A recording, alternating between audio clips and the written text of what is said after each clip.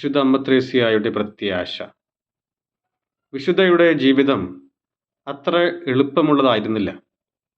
മഠസ്ഥാപന സമയത്ത് നേരിട്ട എതിർപ്പുകൾ, രോഗങ്ങൾ, തെറ്റിദ്ധാരണകൾ, ആന്തരിക ഇരുട്ട് എന്നിവ അവളെ വളരെ അലട്ടിയിരുന്നു. എന്നാലും അവളുടെ ഹൃദയത്തിൽ ഒരിക്കലും മങ്ങാത്ത പ്രത്യാശയുടെ ജ്വാല ജ്വലിച്ചിരുന്നു.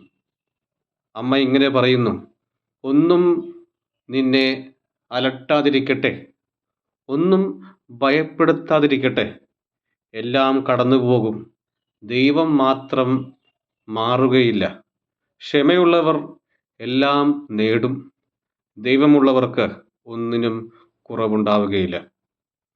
ദൈവം മാത്രം മതിയാകുന്നു. ഈ പ്രത്യാശ അമ്മയെ ആഴത്തിലുള്ള സമാധാനത്തിലേക്ക് നയിച്ചു. പ്രത്യാശ എന്നത് ദൈവം നമുക്കായി ഒരുക്കിയിരിക്കുന്ന സമയത്തിനു വേണ്ടി കാത്തിരിക്കുക എന്നതാണ്.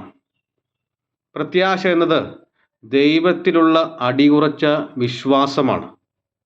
ജീവിതത്തിലെ ഇരുട്ടിലും വേദനയിലും ദൈവം നമ്മളെ കൈവിടില്ല എന്നുള്ള ഉറപ്പും കൂടിയാണ്.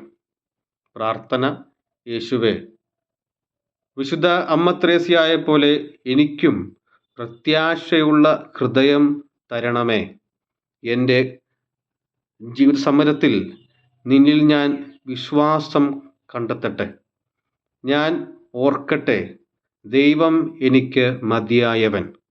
നീ ഉള്ളിടത്ത് ഭയമില്ല, നിരാശയില്ല, അനന്ത സ്നേഹം മാത്രമേ ഉള്ളൂ.